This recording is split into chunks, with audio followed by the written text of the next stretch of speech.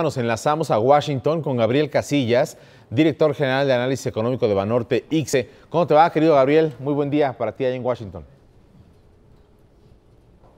Buenos días, Carlos. Qué gusto estar aquí en tu programa, aquí en tu antiguo terruño donde viviste algunos años. Así es, allá en Washington, fenomenal, preciosa ciudad. Gabriel, te pregunto, ¿cuál es la conclusión? Estábamos viendo ahorita con Elena aquí un gráfico con estos grandes probabilidades, sobre todo de Japón, de Europa, de tener una recesión. Digamos, se cierne este fantasma de la recesión de nueva cuenta sobre el mundo, y te quiero preguntar, en lo que observaste en las reuniones del Fondo Monetario del Banco Mundial, si esta es la preocupación más importante en este momento para los secretarios de finanzas y banqueros centrales del planeta que acudieron por ahí.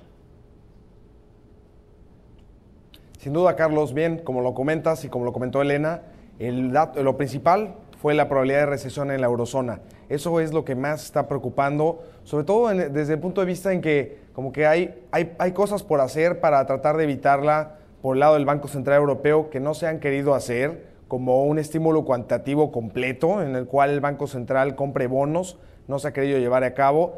Y por otro lado, también hay mucho espacio de política fiscal en el cual Alemania, en lugar de estar restringiendo la política fiscal, debería expandir el gasto, y en cambio Francia debería restringir la política fiscal, ¿no? De hecho, habían bastantes, inclusive chistes, entre inclusive secretarios de finanzas diciéndose, bueno, pues como que Alemania debería estar haciendo lo que está haciendo Francia y Francia lo de Alemania. Entonces esa fue la preocupación principal, Carlos. Quiero que nos pudieras comentar sobre la posición de México en el circuito internacional, que esta reunión del fondo parece que refrendó la posición de México en este circuito internacional financiero, ¿cierto? Cierto, no, sin duda. Bueno, la verdad es que todos en cualquier reunión, cuando mencionaban los riesgos de la normalización de política monetaria de Estados Unidos y de la necesidad que hay de hacer reformas estructurales en los demás países emergentes, siempre salía México. Decían, bueno, con excepción de México, todos tienen que hacer reformas estructurales, ¿no? Con excepción de México, que se mantiene muy bien y que podría llegarse a beneficiar del dinamismo de la economía norteamericana, los demás, o sea, realmente sí se puso a México a un lado de todos los emergentes. Y yo creo que es importante que se le reconozca a México el tema de que también se endeuda, porque bueno, a veces nos quejamos de que aumentan los niveles de endeudamiento, pero la verdad el gobierno mexicano lo ha hecho muy bien ya desde hace muchos años, ¿no? Bueno, en el contexto internacional, ¿no? Buscando estas oportunidades de emitir en yenes, de emitir en libras, cuando las cosas están bien o cuando las cosas no están tan bien en los mercados, lo ha estado haciendo México. Entonces eso el mercado lo ve muy bien porque saben los inversionistas que pueden invertir en el mercado mexicano en diferentes divisas, y no nada más sale a pedir dinero a México cuando hay un problema, sino todo el tiempo se le está dando, digamos, mantenimiento, se sabe dónde está la tasa en diferentes divisas. Gabriel, te quiero preguntar sobre la economía de los Estados Unidos y del Reino Unido. Ahí hay mayor vigor, aunque pareciera, por lo que uno escucha desde aquí y lo que se lee de lo que ocurrió en las reuniones del Fondo Monetario del Banco Mundial, que no necesariamente es el vigor que todos quisiéramos para la economía, sobre todo de los Estados Unidos, aunque ahí parece que la cosa no está tan mal, ¿cierto?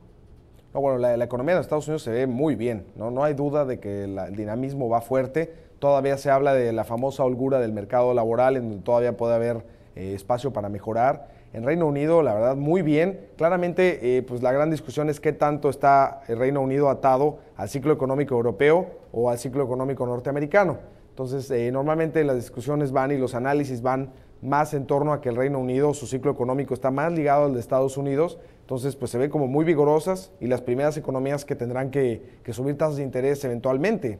Para el Reino Unido, nosotros estamos esperando el primer aumento de tasa de referencia tan pronto como el primer trimestre del 2015, y para Estados Unidos, pues la mayoría, a pesar de que hay mucha discusión, pues todo el mundo lo espera en junio.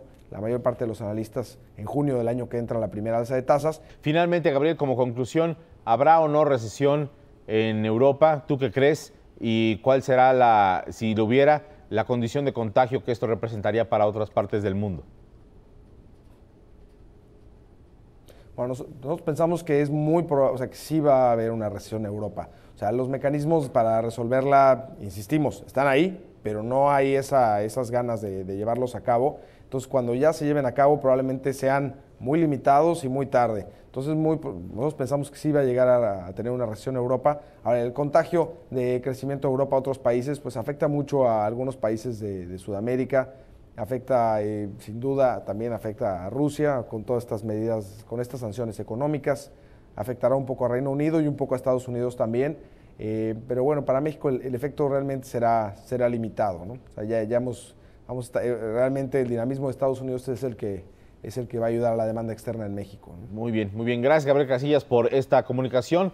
Gracias por trabajar ahí en lunes, parece que es día feriado. Así que te mandamos un abrazo allá a Washington y estamos alertas a tu análisis como siempre. Muy buen día para ti allá en Washington. Gracias.